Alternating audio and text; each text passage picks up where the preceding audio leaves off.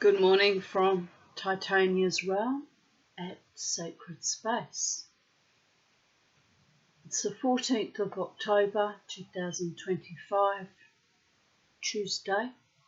The time is 10:47 p.m. and it's a nice healthy 23 degrees Celsius outside. I should put the birdie boys outside, but I think I'll do that. I've got to go out.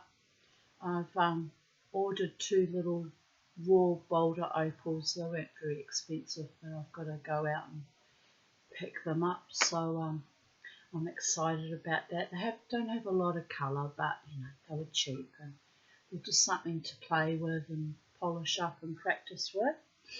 And like this little piece that broke off my other piece of boulder opal that I bought in 1992. That's how long I hold on to things for, people a bit.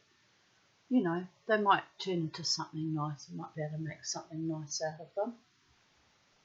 And if not, they can just be, I'll polish them up though. That's what I bought them for. And I'd like to cut them because I think they're about this kind of size chunks. I'd like to get them cut, but I'll have to join the Lapidary Club because they have the machinery to cut stones, which I'm scared of because, it's a big giant saw and I'm terrified of it. But I'll have to learn, and maybe if I join a club they'll let me use their equipment because those lapidary saws I think cost quite a lot of money. I must actually research how much they are, because if I decide to keep working with opals, ultimately I'm going to have to learn how to cut them up. And the polishing thing I've kind of got, I kind of understand the concept, but it's learning how to cut them initially and how to know where to cut to get the best colour. It's a bit of luck and it's a bit of an art form. Anyway, I'm on the journey. I've bought two little chunks of stone. I've bought them from a video that the lady sent me, so I'm happy about it. I'm actually happy about it. And as I get better in my skills and can afford better stones, I'll upgrade to better quality stones. But at the moment, I'm just tinkering and playing, and I don't have a lot of money, so I can't buy better stones. But on the other hand, buying a really expensive opal and destroying it because I've polished it badly or cut it wrong, damaged it in some way, is heartbreaking. That's a big commitment and an investment, and if you fuck something up that's valuable, then you're really, really upset, sometimes for months afterwards. So like anything in life, excuse me. Oh, excuse me. That came on rather randomly. Like anything in life, you've got to take a little bit of risk and calculated risks and see what pans out. But anyway, I'm happy about it, and also the seller lives not far away from me, a couple of suburbs over, so if they have nice stones from time to time and I have money, I'll buy regularly from her as I can afford and as I finish off projects, because it's no good keeping and buying stones if I pile up projects that I haven't completed, because that's crazy making too. Anyway, it's a lovely day. The birdie boys are very quiet today. I don't know whether they're sulking because they're not outside or what. I should put them out, but I'll put them out in the afternoon, I think, because the weather's only just come up. The sun's come out. It was a bit murky this morning. What do you say, boys? You want to go in the garden? We like to go in the Sacred Space garden and talk to all the birdies. I know. Anyway, we'll carry on reading this quite wonderful book, 7 Types of Ambiguity, and we're up to chapter 10.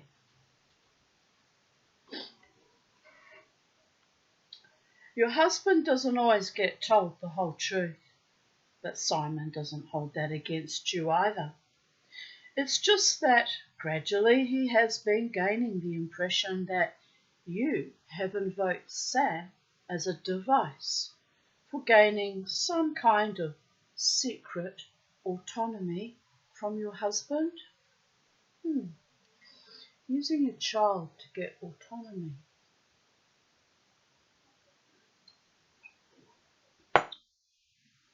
Interesting. Why don't you just get autonomy on your own merits? You don't need to put your children in the midst of the firing line.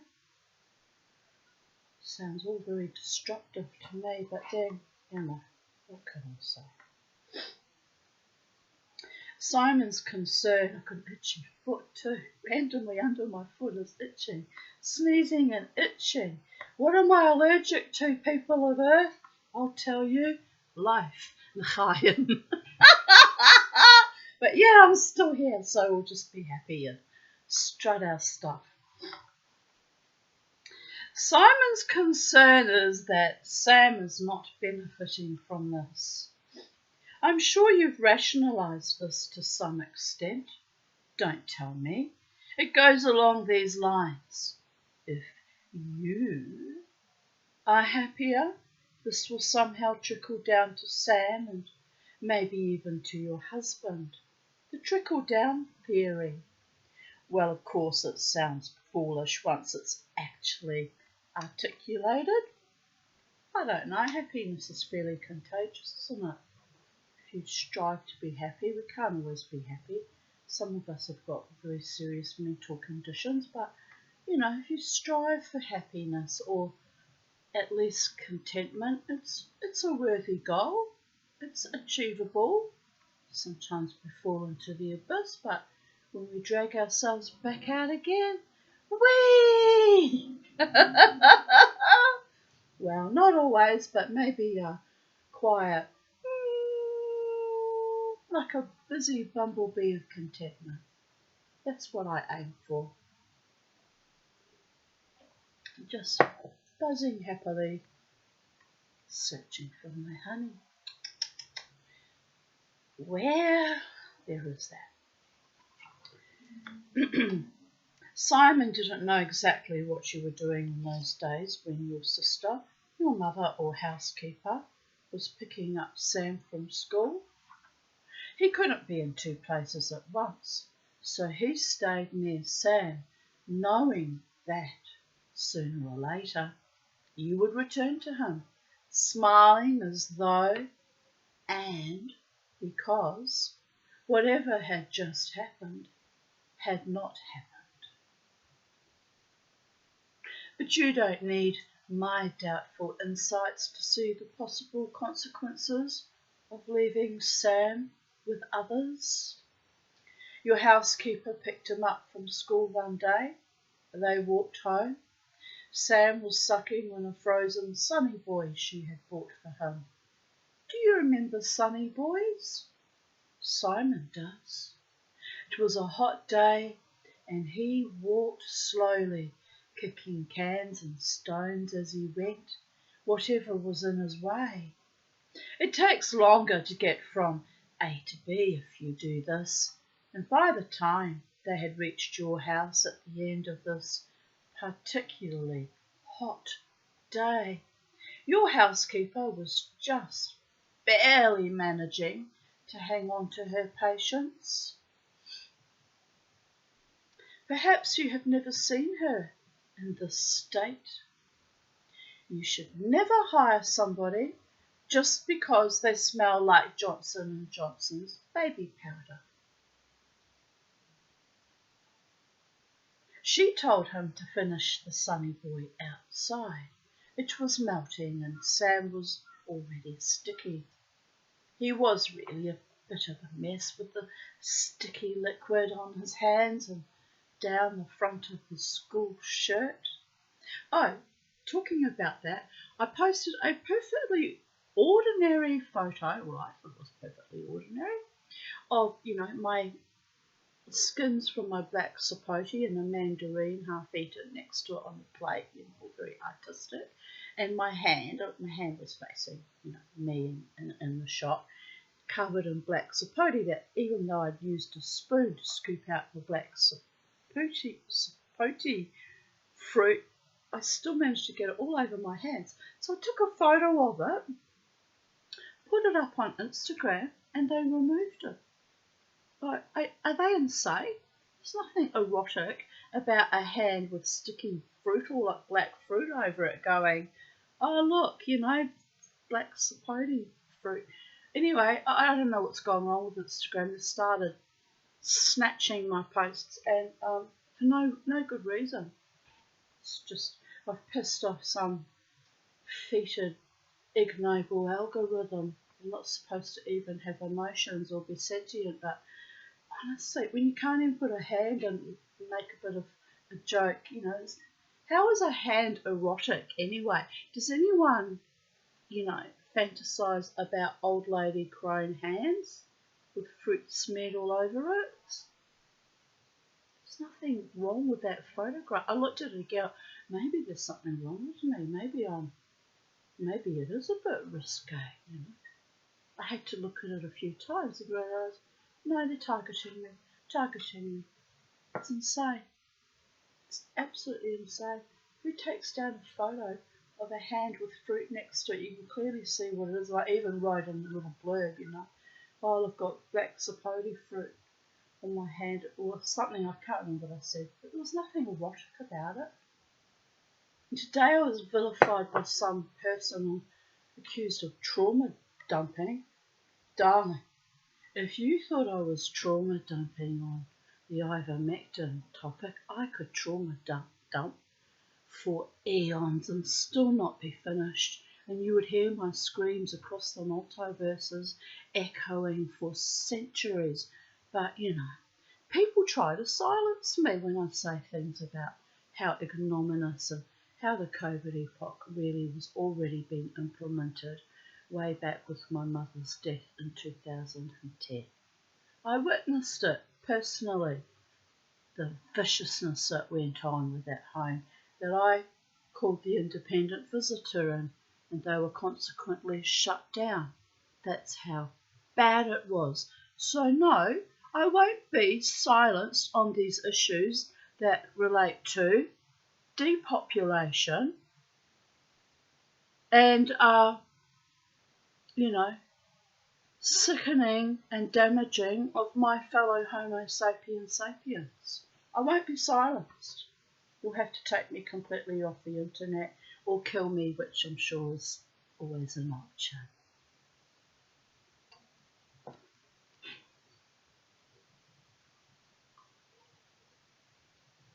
It's a great evil to silence the few truth speakers that have the courage of our convictions to speak out. That's how so many people were harmed and sickened with the COVID epoch. Even here on this platform, under the auspices of the previous CEO that suddenly and unexpectedly died of a turbo cancer from her own interfering with her own DNA. Of course, she probably didn't completely realise that at the time, so we'll show a little bit of compassion and mercy and take a moment at how utterly evil and stupid she was to silence and shadow ban everybody. Cost her, in her case, her very life. However, death comes to us all eventually, and no one knows the hour or day or moment of our time, and death is as natural as life. Should be natural if you're not carrying out some bioengineered malfeasances against the population. Death would be a natural outcome of getting old and frail and sick. But there's some real evil out in the world, silencing of truth. I won't allow it. I won't participate in it, and I won't be silenced. And you can call me a trauma dumper and attention seeker or whatever the fuck she was trying to actually say to me. I don't care. I don't care. If more people had had the courage to speak out, a lot of this, perhaps not all, but a lot, could have been avoided, people of Earth. Now, I stand on that dignity, and I will stand on it till my very last breath. Anyway.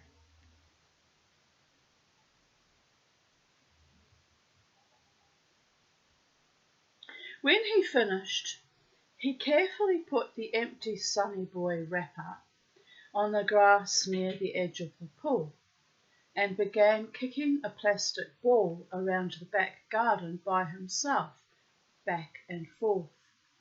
Simon felt tired just watching him.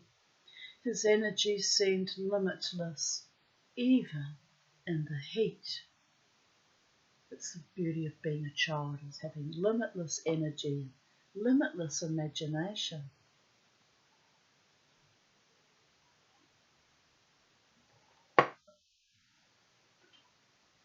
He kicked the ball from one end of the garden to the other and across, meeting it at the other end. He was puffing, but showed no sign of stopping or even slowing down until, perhaps inevitably, the ball landed in the water. The momentum of the last kick took it away from the edge of the pool. He couldn't reach it.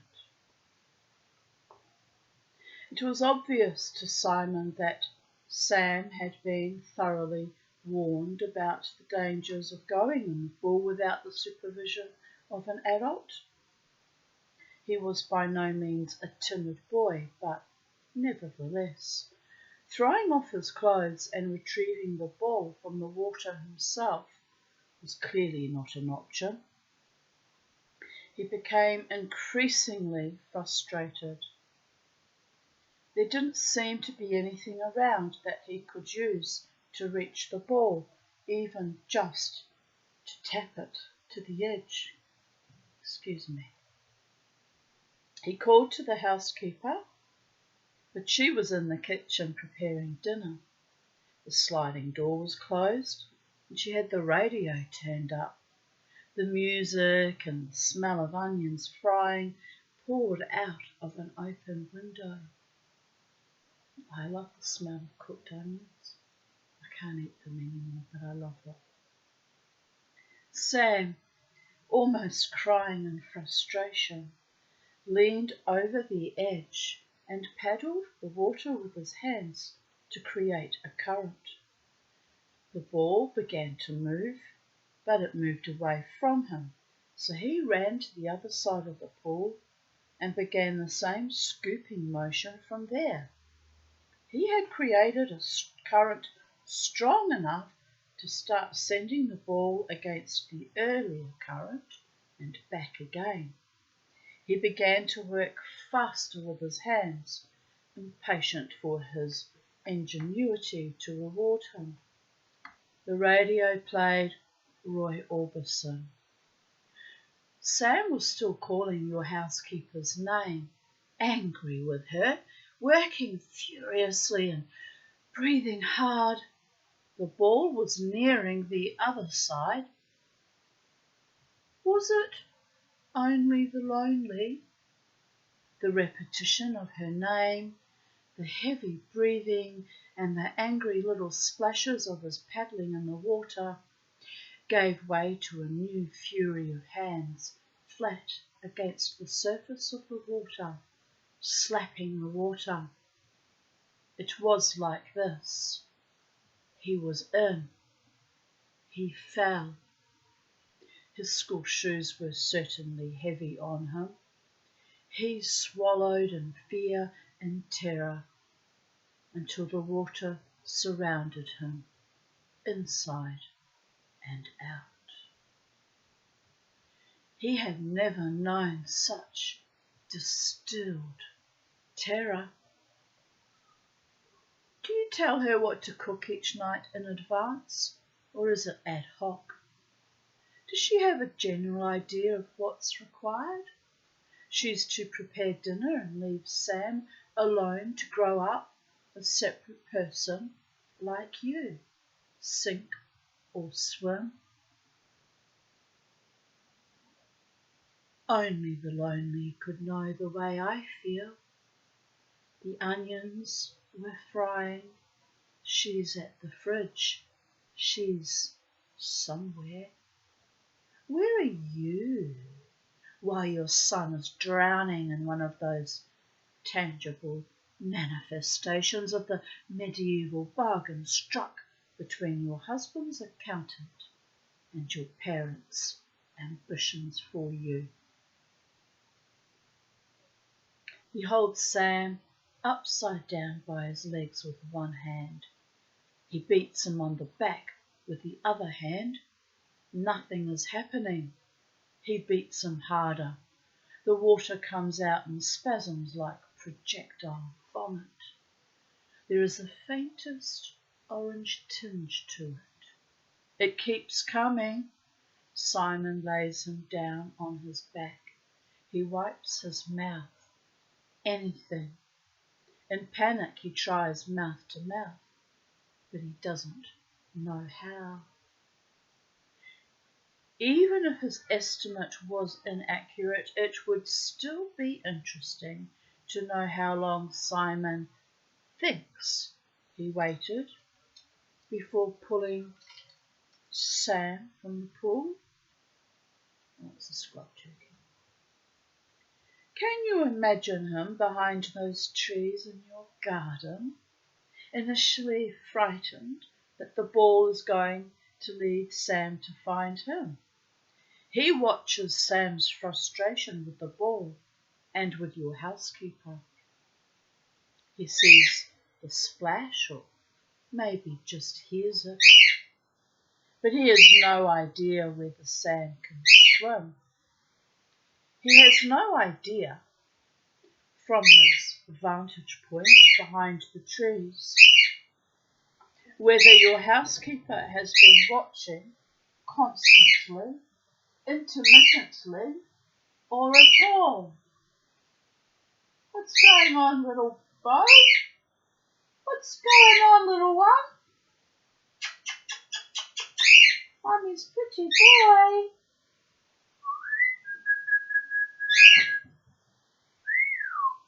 It's just a scrub turkey. Yes, it's just a scrub turkey.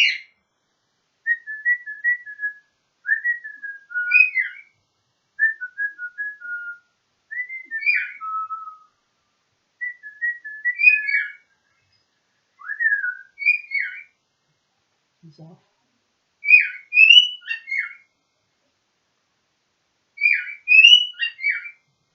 We're interrupted by a little bit of a sing-song by the boy, and that's perfectly okay.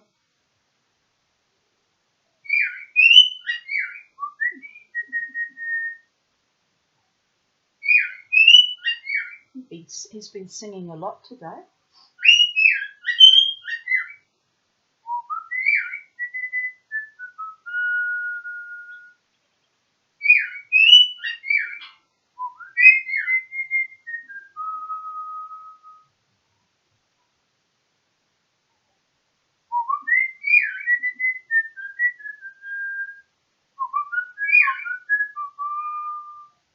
I keep trying to teach him Iris.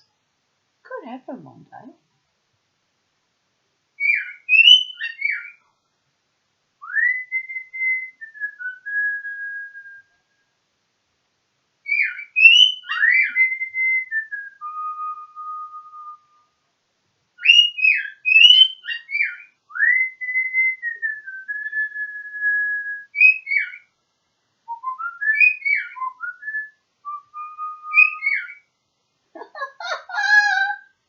He's moved where he can see me. He's looking at me like this.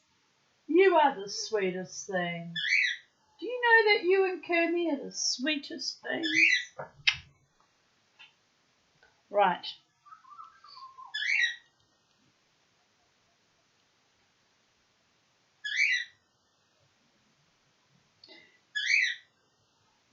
Let me just repeat that line. He sees the splash, or maybe just hears it, but he has no idea whether Sam can swim.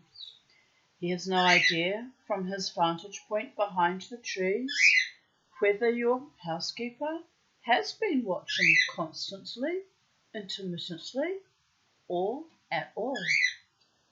His own absurdity stings him in those inert moments between the thought that perhaps your son was drowning in front of him despite his own stretching, pulling and gripping movements to reintroduce oxygen to the boy's lungs. However long Simon waited, it was long enough for it to dawn on him that Sam's rescue was not inevitable. Nobody knew Simon was there. If he had not been there, what then? Would Sam have died? And what about you and your husband? He had Sam lying on his back with his head tilted back. He had breathed into his mouth. Sam was very quiet. He looked up into Simon's eyes. He calmed very quickly, exhausted. Simon stroked his forehead and looked down into his eyes. He made some soothing sounds. They may not have been words, and found the parting in Sam's hair with his fingers.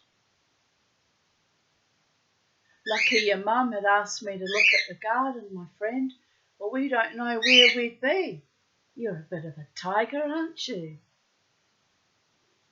Sam looked up at him. Simon didn't think he had understood him, but it didn't matter. The terror was going from his eyes, and the sun was beginning to dry his hair. They were your eyes. There was another song on the radio. Sam seemed about to cry. Something must have been added to the onions, or they would have burnt by then.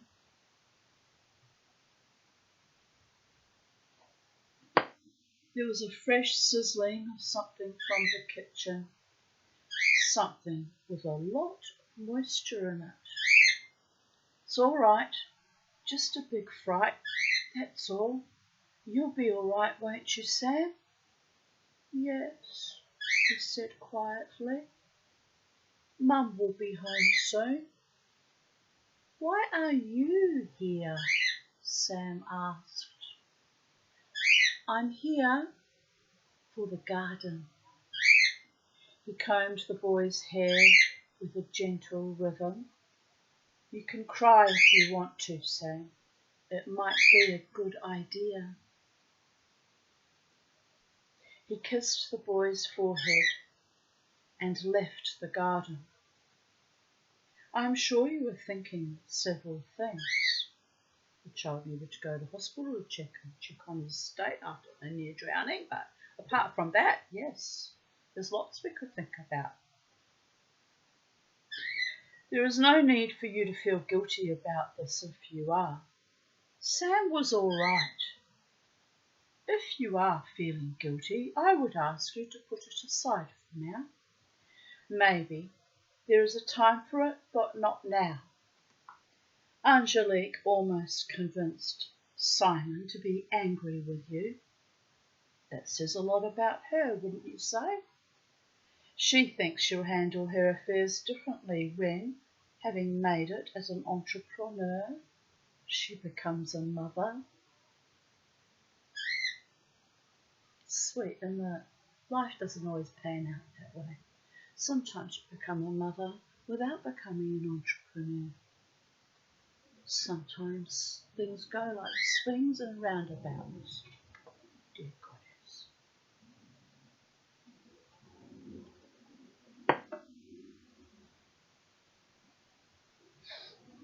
I shouldn't be flippant, but sometimes I'm amused by the transparency of people's motives.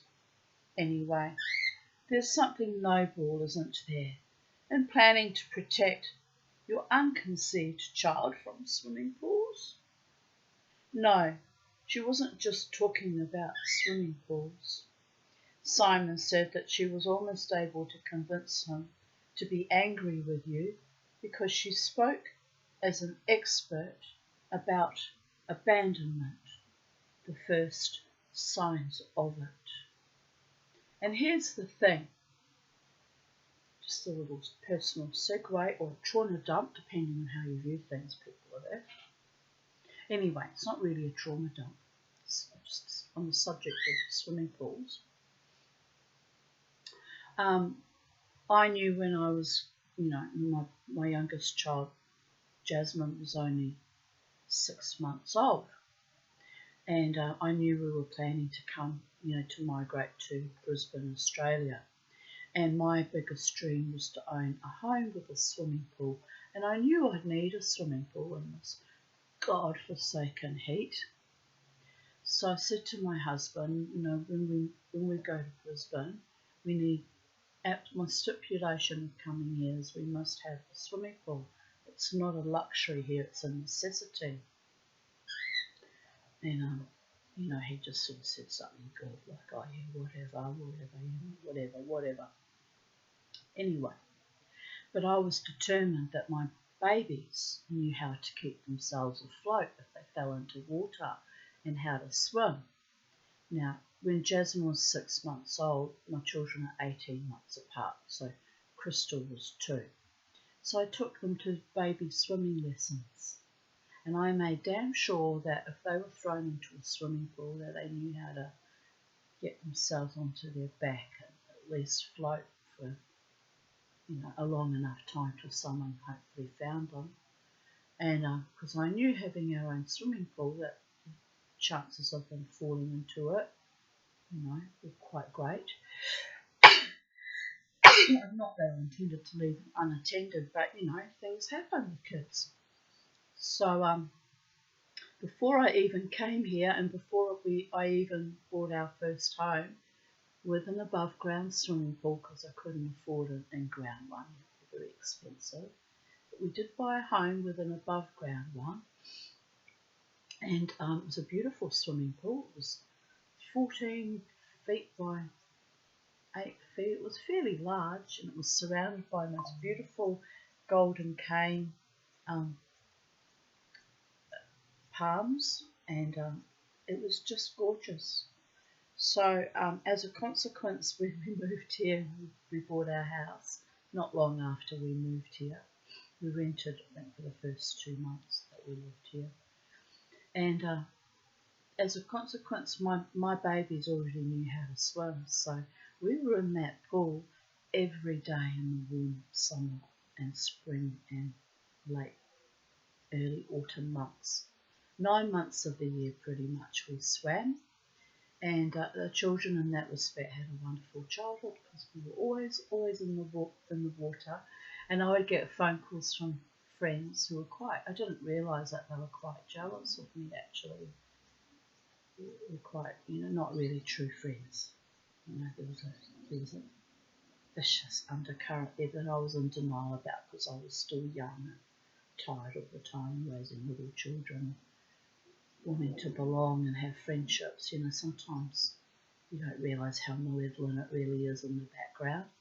But anyway, this particular woman would ring me up, and she called me Jaws because, I talk a lot.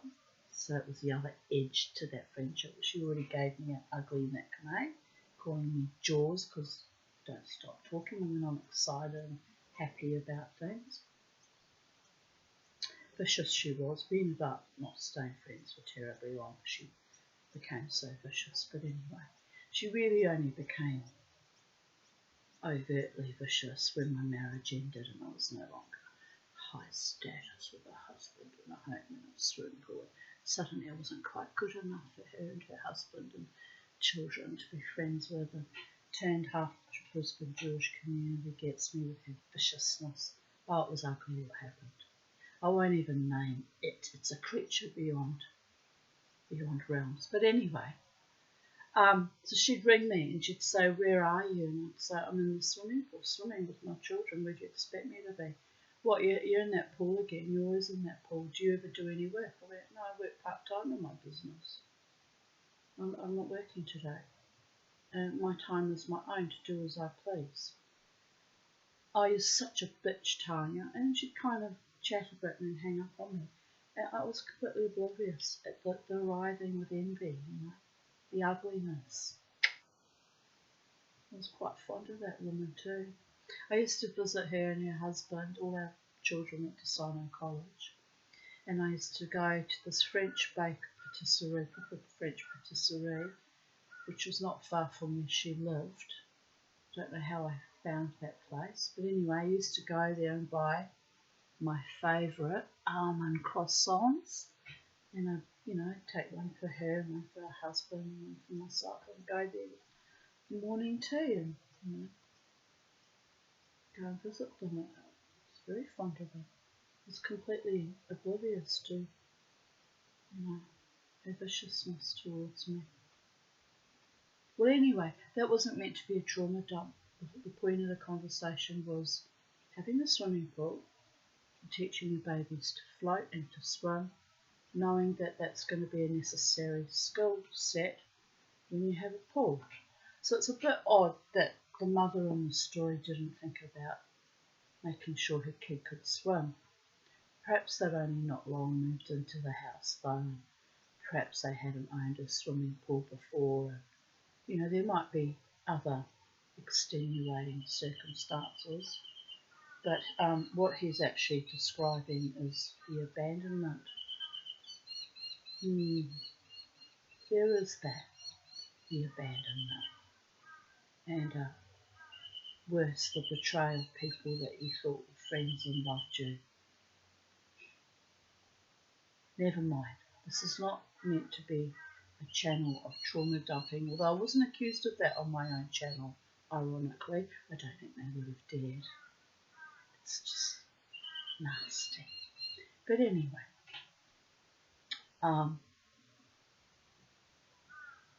teach your children to swim if you have any likelihood of, having them being around swimming pools is what I'm saying. I did it and it was a wonderful thing, and my babies loved swimming and I loved swimming. We used to swim all the time. I haven't swum much for about the last 4 years actually, and now it's hot. I should be getting back into it, but just not motivated to get them and catch a train, go to South Bank. It's just everything's a bloody effort. But I need to make the effort actually, because swimming is very good for you.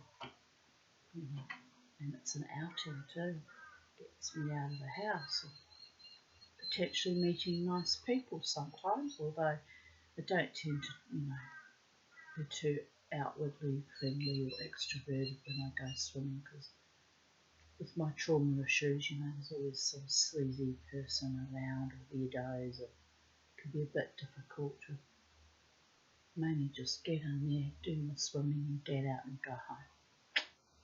'Tis what it is, people of Earth. But I do miss to this day having my own swimming pool, which I haven't had my own swimming pool now for,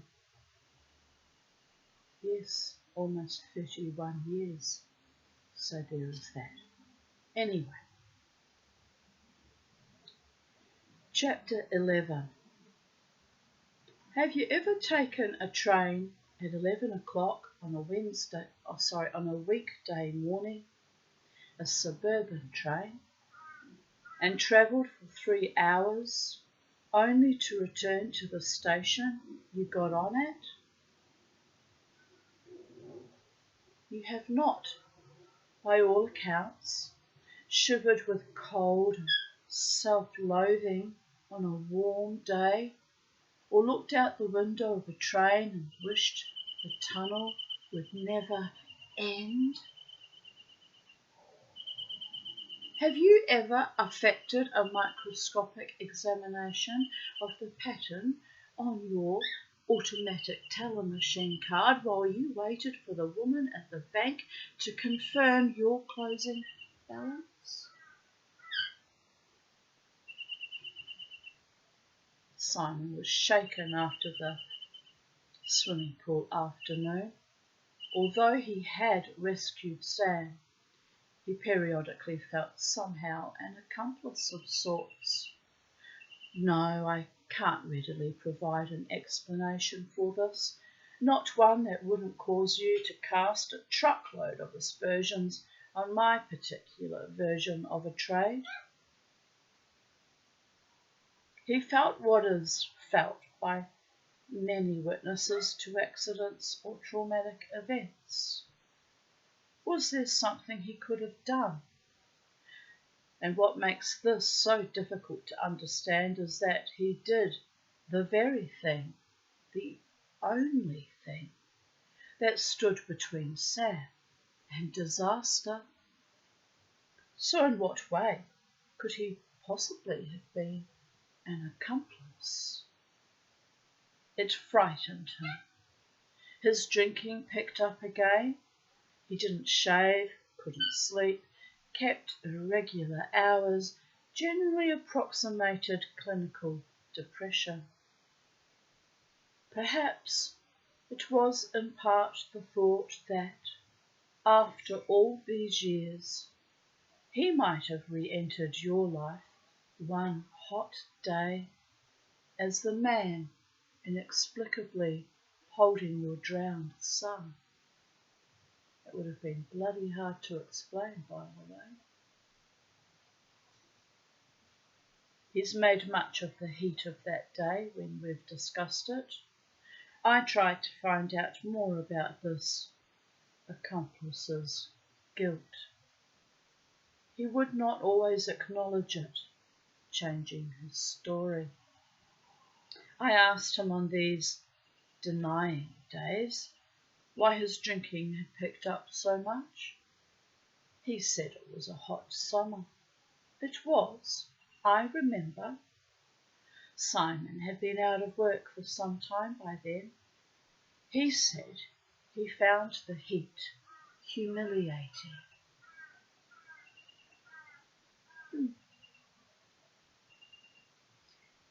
Were you ever a silly girl with your head full only of laughter and serious boys who visited your attention with their stern, adolescent dumbness? Try to remember. It would have been before you decided to choose between various styles and ideologies, and well before you chose to stop choosing.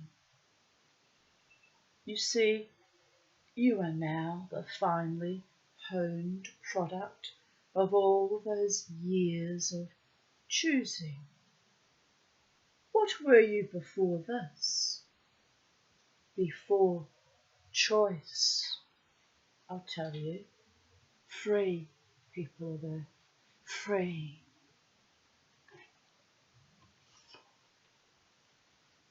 Can you remember how old you were when you ceased to be a tabula rasa? Maybe not precisely. I don't know what a tabula rasa is. So before we continue, the mama tea and just educate herself. She doesn't do stupid. She doesn't do stupid. She doesn't do denial. She doesn't do willful ignorance. She doesn't do cognitive dissonance, except on rare occasions. She doesn't do obfuscation of roles. She doesn't do dereliction of duty. She doesn't do denial as a long river in Africa.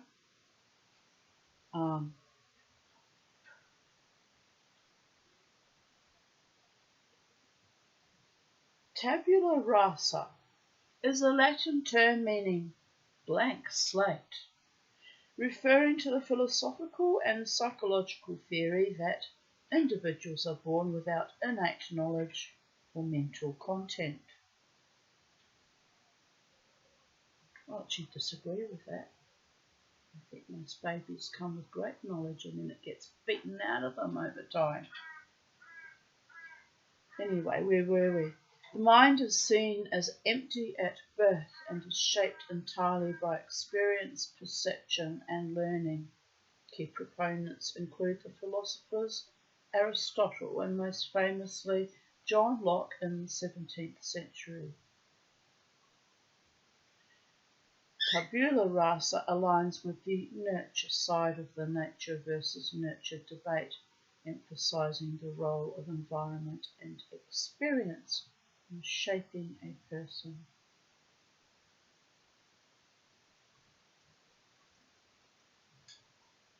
A modern extension, I'm just skimming through things here. Today the term can also refer to anything in its original untouched state, a figurative blank slate which has yet to be altered, i.e. my favourite word, pristine. Well, there you go. Spank my ass and call me Tanya. Didn't know that. There's lots of things at 60 that I still don't know.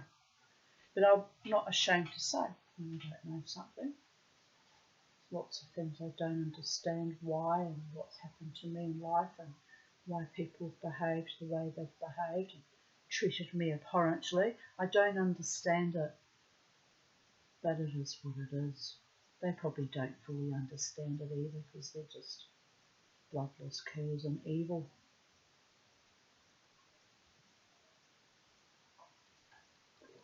So that would be good we don't understand because it saves us more decades of therapy and wasting our time chasing our tail on stupidity. Anyway, maybe not precisely, but there had to have been a time before the choice to speak in a certain tone, to mix a kind of polite forthrightness with a certain reticence. It would have been some time in early adolescence, some event you may not even remember at first, would have launched you into the orbit of choice that led you to be the person you are now. Perhaps you were greatly impressed by something you saw, something you knew, something you felt.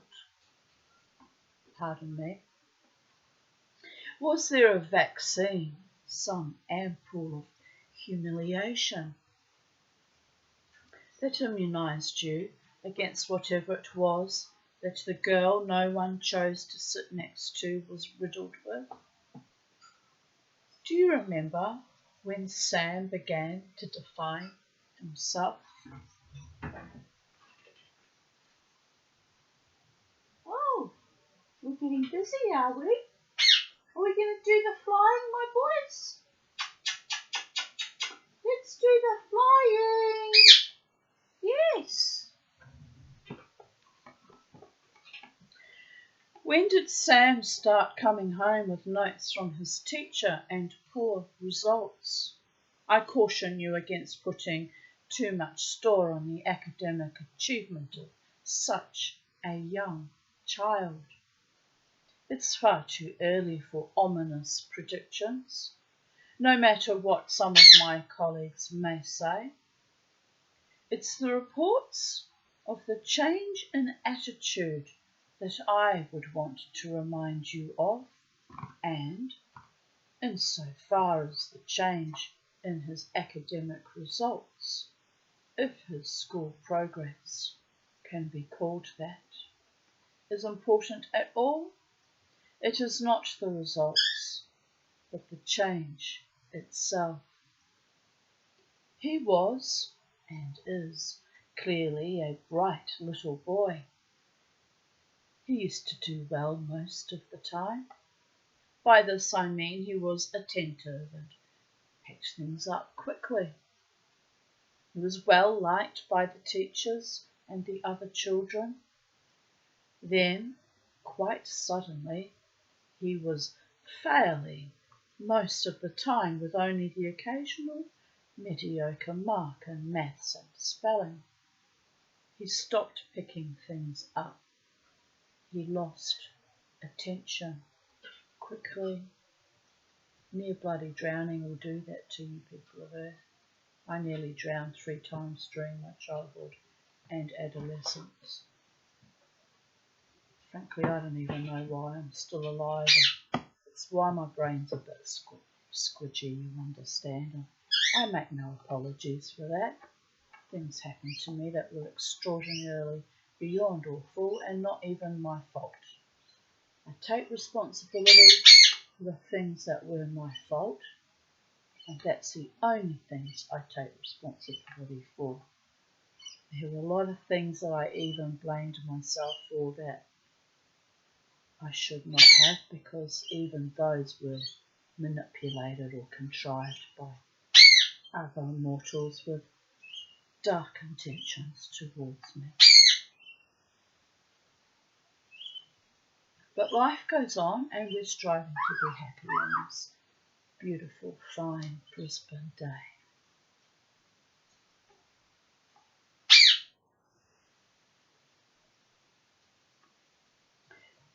Why did he decide to fail? Did he decide, or did he sustain some form of brain damage?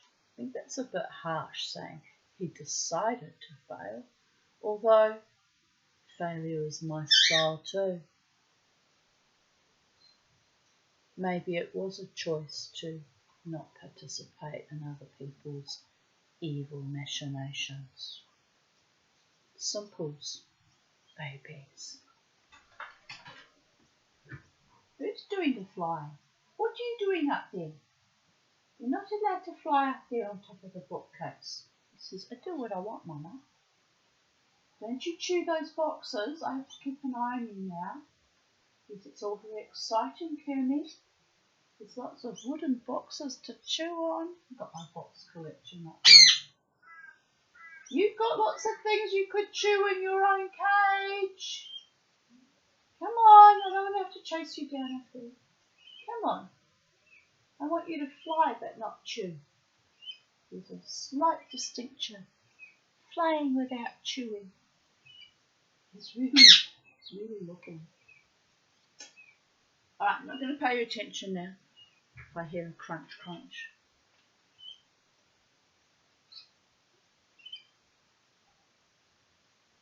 Oh, Mummy's going to go and put the fan on. I know it's boiling hot in here.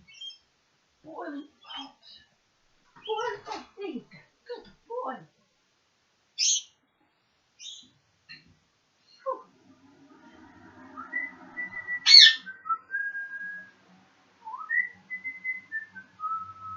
These are my happy little boys. Right, I've got to keep an eye on the time, people of Earth. I've got time.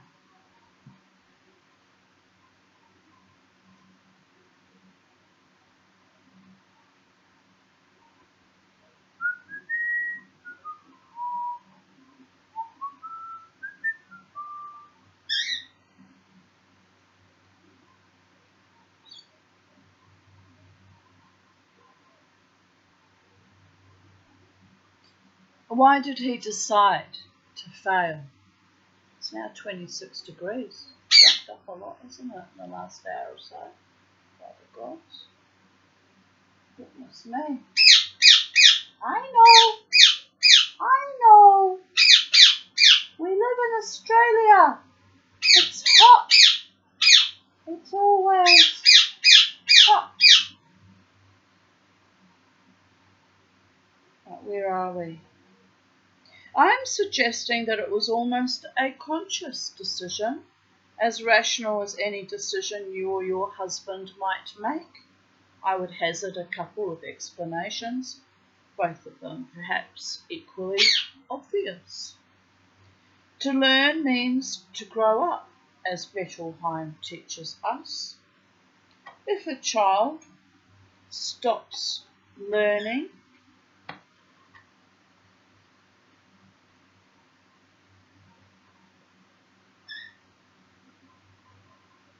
lost my spot again, bloody hell.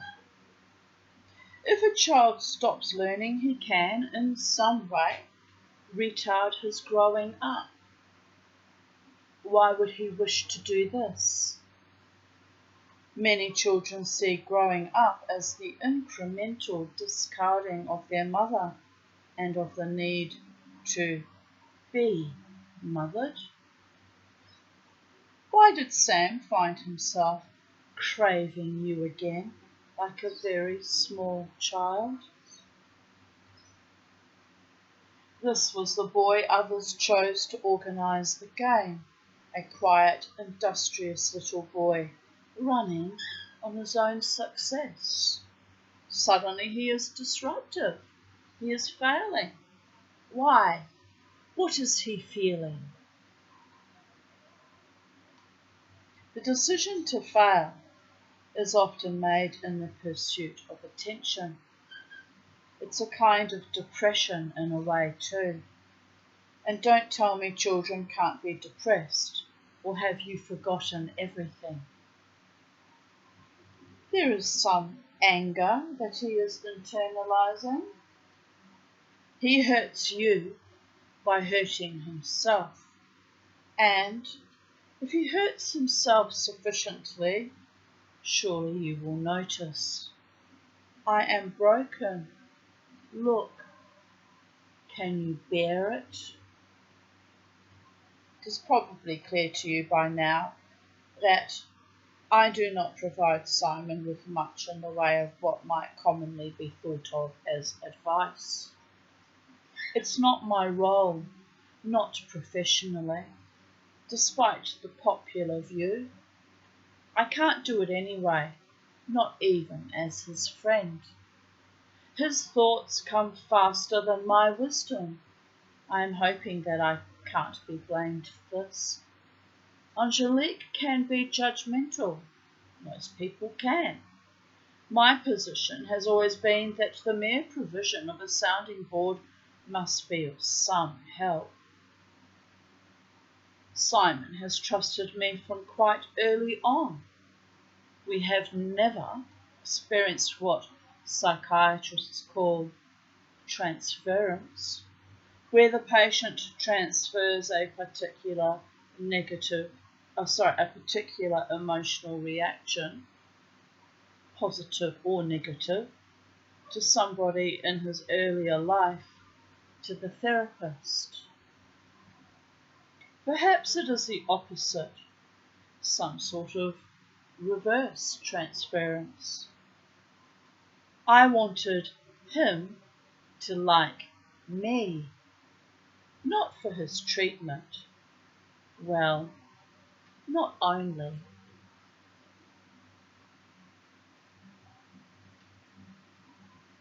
In some way, I suppose I tried to guide him, but gently. He is able to resist. What is there to resist? My occasional sporadic outbursts of benevolent common sense. Of course he needed more than this. He was already hiding behind your husband's trees long before William ever called me. I didn't try to stop him when I found out about it. That is true. But I didn't know he planned yet another visit to that jewellery store on the corner. How could I know that? What was he thinking? Yes, that is supposed to be where I come in. Clearly I don't know everything. Knowing everything is not my area. It isn't even supposed to be. Pardon me. I don't know why you left him 9 or so years ago. He doesn't know. We speculate. Some of at least one of my children's education has been paid for him from the proceeds of speculating why you left him. How refreshingly honest.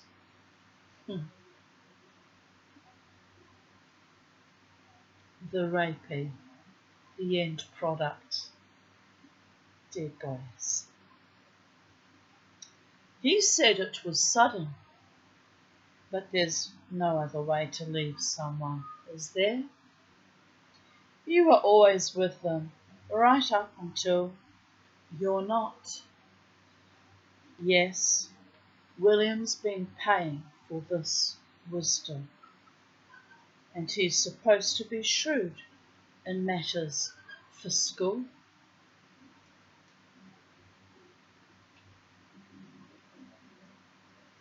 How could I know Simon planned to return to your corner jeweller, let alone what would follow? He wanted to see the bracelet, to touch it, as though it was an abiding and tangible manifestation of the link between the two of you 9 years ago and now. Maybe it is. Why do you wear it?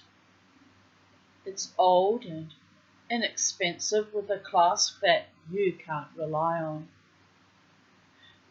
I am sure your husband would have courted you with much better pieces. But you wear it, and when it breaks, you take it to an elderly man with an accent in a corner shop, and he makes promises to you for which you pay willingly.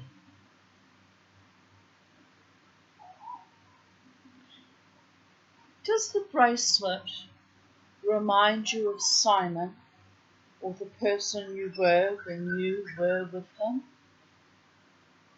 Perhaps you just like the bracelet. Simple as that. You haven't been run for hanging on to things that are no use to you. Somewhere between my wife's place and my rooms, there's a wall on which someone has painted, "Nostalgia isn't what it used to be." We are in heated agreement. Even remembering his obsession, I don't know quite what he had in mind, nor whether he had anything in mind. What would he have achieved by paying for the repairs to the bracelet and then depositing it secretly in, for instance, your letterbox? He doesn't know either, but this is not what happened anyway. When he went to the shop and inquired after the bracelet, the jeweller told him that it had been picked up. Simon was a little embarrassed and said that he hadn't realised you had already picked it up. But the jeweller told him, with old world European discretion, that it was not you, but a gentleman. Simon feigned a familiarity with your husband, even describing him to the increasingly uncomfortable jeweller. But no, it was another gentleman. Simon was so taken aback that he momentarily forgot himself and cross-examined the old jeweller as to what the hell you thought you were doing. The jeweller apologised, either on your behalf or, most likely, on his own behalf, for giving this well-spoken young man news that so obviously distressed him. Another gentleman.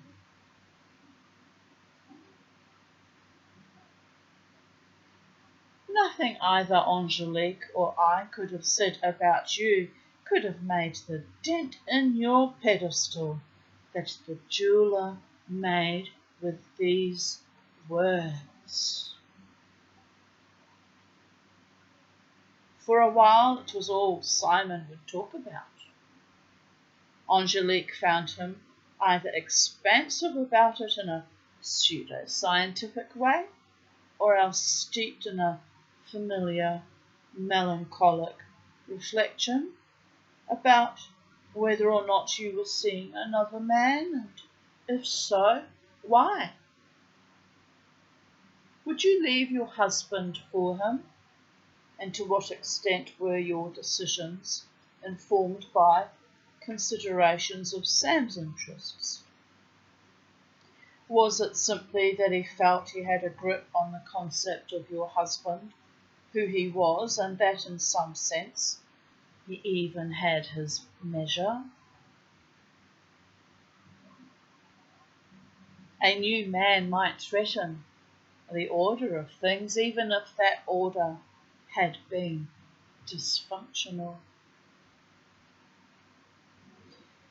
Yes, but I think it was more. There was a quite genuine concern for Sam. Was it better for him to grow up with dissatisfied parents and sterile marriage, with or without infidelity? The fate of most of us. Or with separated parents and all the attendant problems, the fate of the rest of us, but in an atmosphere not without a modicum of hope for the future? As always, I try to discuss the absurd with him with the utmost seriousness. It's not absurd to imagine that you are having, have had, or are about to have an affair, nor even, in spite of your husband's wealth, your lifestyle, your child, and the sheer bother of it all, that you would some day leave your husband. What is absurd, I thought, was that Simon should imagine that he had some say in all of this, some control.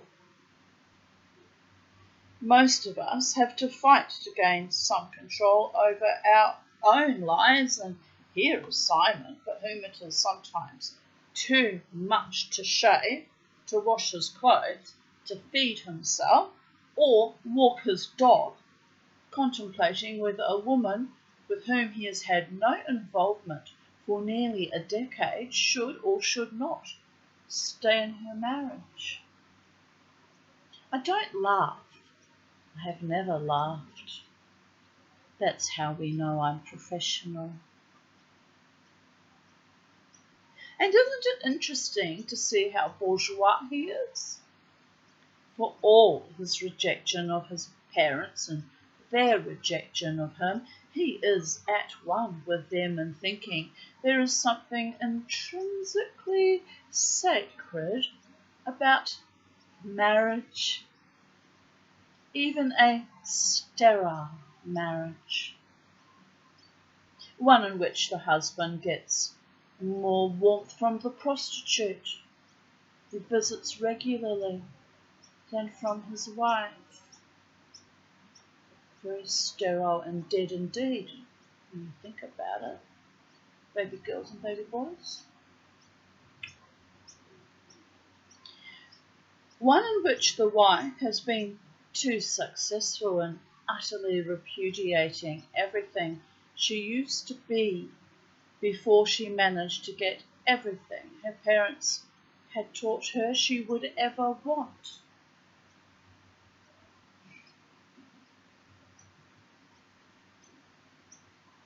And Simon is angry at the possibility that Sam might, in some sense, be abandoned as a consequence of your attempt to mitigate the damage of a hasty decision to marry a man as remote from Simon as you are now.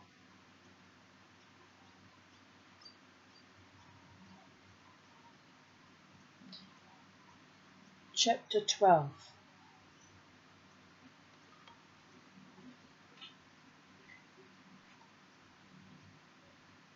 What you doing, pretty boys?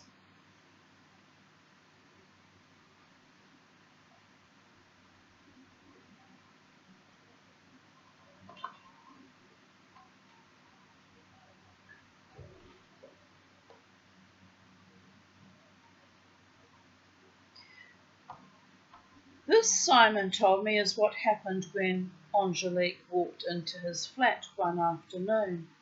The door was open and she found Simon sitting on his couch with the customary glass of scotch, listening to music and reading. At first, she just stood there looking at him. Empson was asleep. "Is this it? Are you just going to sit here for the rest of your life listening to Stephen Cummings and getting yourself shit-faced?" "I've got some Leonard Cohen somewhere around here." "Simon, okay, you don't have a job. It's not the end of the world. You sit around here drinking in this museum or shrine you've built to an ex-girlfriend. That's all she is. Everyone's got them and everyone's out of work." "What's your problem today?" he interrupted. "I don't have a problem. I've got plans instead. If I'm not happy with things, I try to change them. Isn't that what you tell me to do?" She stood with her hands on her hips. "I never tell you what to do." "Well, that's bullshit for a start. You gave me all these instructions when I first started seeing you, how I wasn't to call you without you calling me first, and all the rest of it." "You didn't listen to me," he said. "No, of course not. Who would listen to you? You're a boring old smart-ass with an alcohol problem and a thing for a yuppie girl you haven't spoken to for 10 years. You're pathetic, Simon." "Why do you visit me, Angel?" She sat on the edge of the couch and took a sip of his drink. "I like your dog." I'm smiling because I had a casual lover once that I tried to hang in there for a while because he had a very nice dog too. The things you do for love. Anyway, didn't work out and he killed the dog in the end. As we do when our doggies get old and frail and sick, but no judgment and all, but I was a bit upset when he mentioned that he killed the dog because he didn't have a lot of money and the dog was too big and hefty to feed, and actually he was a bit of a loser because he too was an alcoholic and a playboy, and I cried over that dog a lot because that dog didn't need to die. Its owner was depressed and a loser, and there was that. I reckon that dog had another 3 or 4 years in him at least, and I told him so too. But anyway, people do what they have to do to get by. Sometimes that means the dog dies. She sat on the edge of... Oh, we read that. I like your dog. She patted Empson, refilled Simon's glass, and drank from it. Then she moved closer. "And despite all this, I still think you're beautiful and you're funny." Simon put his arm around her. "Funny? In what way funny?" he asked. "You made me laugh, and you create things out of nothing with just words. You're entertaining and..." She gestured to the room around her. "It's like a place I can escape to. You give me advice. Yes, now is a very good time to get into property." She put the palm of her hand to his cheek. "Simon, look at you. Wouldn't get much for me in my present state, I'll grant you. You've got to start looking after yourself. You've really got to get some kind of life. Get out more, drink less, eat better." "Now just a minute. I won't have a thing said against your cooking." Simon, I'm being serious. He kissed her. Are you staying for dinner, Angel? No, I'm on tonight. Anyone I know or everyone I know? She got up. It's your favourite client, among others. You know, I think he suspects. Suspects what? Simon asked. I think he suspects she's seeing someone else. He stood up. What makes you say that? You haven't said anything, have you? Jesus, you haven't said anything. You know she doesn't want any more children. How do you know that? He asked. He told me. How else would I know? I can't believe the things he tells you. Yeah, scandalous, isn't it? She said, taking another sip. Well, it's not that it's private. Hell, it's all private. But it's irrelevant. Irrelevant? Irrelevant to what? How the hell can he screw you while talking about his wife and child? I've told you, it's not all that crap you see in the movies.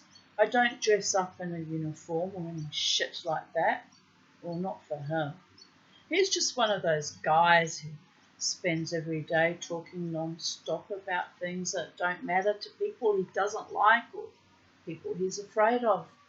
He knows he can say anything to me. It's pretty common with the regulars. It's all part of it. Simon wasn't listening. He'll be another only child. Lonely, he said, pouring another drink. Who? Sam. Yes, an only child in a broken home. A broken home? What's that, Angel? It's just a cliche. Anyway, she won't leave him. She knows when she's on a good thing. He doesn't think so. He thinks she'll have an affair. For Christ's sake, what do you two do? Undress each other very slowly so there's time enough to speculate on her fidelity? I hope you charge him extra for the analysis. She ignored him and spoke very deliberately. He told me he thinks there's someone else. She's going away next week to some conference or convention or something. Oh, he's crazy, paranoid. He's really crazy. You're both crazy. People go away to conventions all the time. Even teachers do these days, or used to. He's just trying to assuage his guilt, or maybe it turns him on, talking about it with you. Simon, will you relax? So what if she's going away with someone? It's his problem, not yours. This is just part of the shit he spins you, Angel. You don't believe it. She stood up and met his eyes. He said he'd leave her if she's seeing someone else. It's a bit rich given he hangs out with prostitutes. Not just hangs out, but hangs it out for prostitutes. The hypocrisy's not lost on me. Anyway, Simon realises that maybe the penny has dropped for your husband, that your marriage is in trouble, that you've just found out. What kind of man is he? Will he try to save it, or will he put on a brave face? Is putting on a brave face the only way he thinks he can save it, or will he leave you? Bravery, for better or for worse, men usually give it up after adolescence. Well, it's not really bravery at all, is it? It's a kind of childish pride that we as a society tend to idealise. We imbue our screen heroes with it, this cool, and isn't it seductive? This apparent absence of vulnerability. It works. Don't women want to be desired by someone who doesn't feel pain, who isn't afraid? But it's an act. Anybody who doesn't want or need something is dead. And anyone who does need something can be hurt. They can be afraid. We teach men this act to perform it all the time, and subsequent to their emancipation, women now have to pretend to. Hey, you be nice, Kermit, to the little boy. You're in his space. I know. No, nobody likes a green-eyed, well, he's not green-eyed, a green-feathered bully. No one. No one likes that, Kermit. Even if he is beautiful, we'll give him that.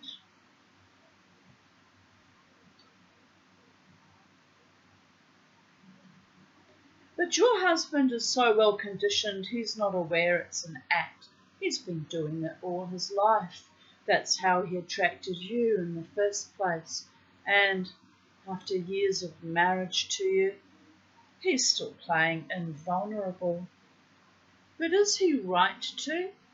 Is the only truly happy marriage one of detachment and respect? Your husband needs you so badly that he won't talk to you in the hope that you'll respect him all the more for his silence.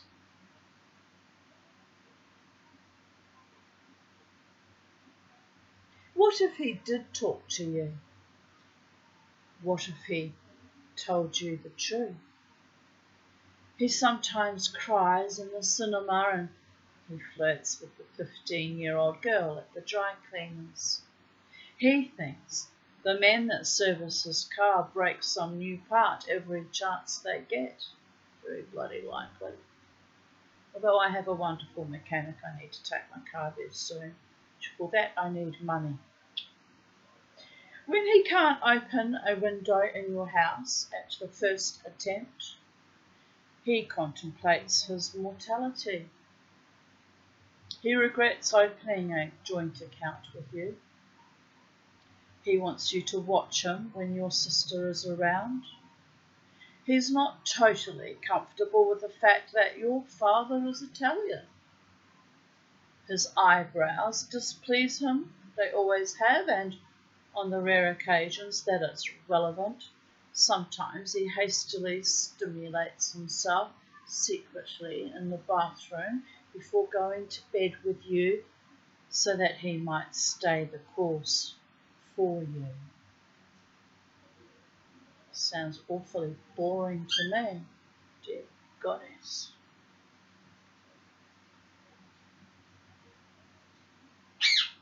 It's hard to be certain exactly where Angelique's fondness for your husband stops and her desire to taunt Simon with him starts. Right on there. She is certainly fond of him. He makes her feel needed with his confessions, and as you can see, because of his confessions, Simon also makes her feel needed. For as long as Simon is obsessed with you, there will always be a place where your husband will be welcome. But if Simon was well, if he had a job, If he could forget about you and rejoin the 9 to 5 rate-paying dinner party guests, the commuters, the opinion polled, if he was somebody's target market, where would Angelique and your husband be? And where will you be? Where will you be if you do leave him? Will Sam finally catch a first glimpse of some exhausted rapprochement between you and your by then ex-husband at his 21st birthday, just before the speeches, when, as you stand together, you look honestly at this man with a shame you could never bear to put into words, a shame that only hindsight can deliver. And in the light of what your husband has become since you left him, in the light of his fall, will you regret your inability to say, I'm sorry, I was not there to catch you? Putting a lot of blame on this woman, isn't he, this therapist? Bit of projection going on there, I might add. Just my thoughts as I finish up chapter 12. And on that note, I'm going to stop because I've got to go shortly to pick up my 2 opals, which it occurs to me didn't cost me a lot, but that money should have probably been held back to go towards servicing my car. Queen of self-sabotage at times. But have opals will keep myself busy and distract myself from all the abject horror and ignominy of the world, so there is that. There's a method in my madness. Just takes the long road sometimes. I'll take the high road and you'll take the low road, and I'll be in Scotland for ye and me true love will never meet again on the bonny, bonny lochs of Loch Lomond. If I don't look after my car, I won't have it for much longer and I won't be going anywhere, my darling. So there's a dark thought for the day.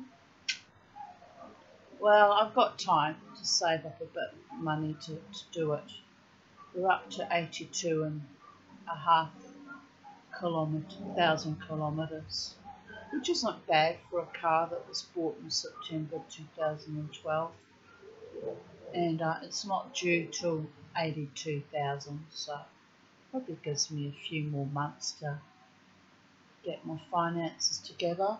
I'm pissed off because I backslid with my CPAP, with my breathing, a few days ago, about 4 days ago. Very bad backslide from 1 event a night to 11 events an hour for a whole night. That was terrifying. And then the next night it was 9 events, and then the next night it was 4 or 5, I can't remember. It did start to improve. So it was a few bad days, but on the strength of those few bad nights I rushed out and bought another CPAP mask, and it looks like I didn't actually need it because my breathing's back down to 1.2 times an hour. So that's $140 I could have bloody put together for opals, or I'm joking about the opals. Could have put towards the maintenance for the car. But anyway, you don't know what you don't know. I thought my breathing had taken a dive and was going to stay in that spiralling state, and so I have a new mask and all the things that come with it, the headgear, and coming from America, and I'll just put it aside for the next time my mask doesn't function normally or breaks down. The last one only lasted 6 months, and I managed to get this one to last 10 months. So if I squeeze another 2 months out of it before I have to use the new mask, then that too is kind of in the long run a bit of a saving. Just hold things in a holding pattern as long as I can. That's how I live my life, kind of in a grooving holding pattern, like a little ballerina in a music box, spinning in infinity, and sometimes you lift the lid and I do the dance, move around the groove, and sometimes the lid clamps down and I'm stymied and suffocated and silenced for long periods of time. But I'm trying to get off that groove so that I'm not stymied and silenced and smothered and suffocated and shut off like a dirty old husk, because I don't deserve to be treated like that, quite frankly. No one does. And we'll see what the next few months bring us, coming into the Christmas period, which is never a good time for me. So my mental health tends to spiral quite dramatically from early December on until January, until that mishigas is all over. So mishigas is Yiddish for craziness, by the way. So anyway, apart from that, I'm doing okay. I'm reading stories to my beautiful YouTube audience, subscribers, likers, and few rare commenters, and I appreciate you coming to my channel, and I am cognizant that it can be quite heavy at times, and it's very brave of you to support me, and it's very brave of me to continue to generate stories and lived realities out to you, because some people can take those truths and run with it and become stalkerish or homicidal or savage in other ways, and trust me on that one, I do have a long history of that. So perhaps that person in the UK was wise telling me to exercise more discernment, but I don't like to live my life in fear of the others and the haters, because I've overcome most of it, survived most of it for 60 fucking years, and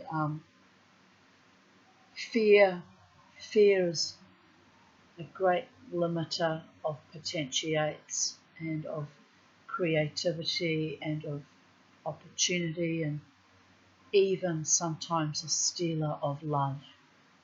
Living in fear of losing someone, or having them being so bored with you that they visit strippers or whores, or fear of not being loved enough.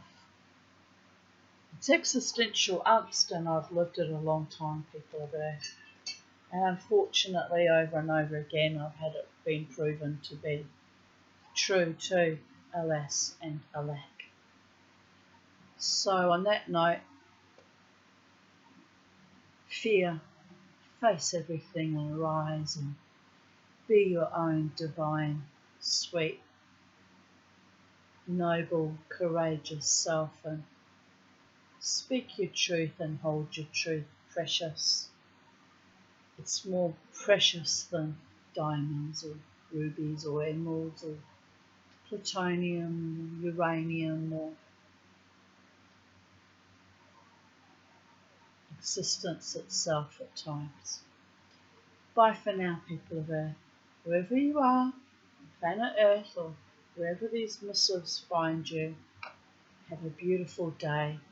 And remember, as always, my motto: never ever let the bastards grind you down. Although I'll be busy grinding down 2 opals when I get there. it's good for me to have something to work with and work towards, a fantasy of success, bit by bit, stone by stone, pick up the pebbles and start again. Bye for now.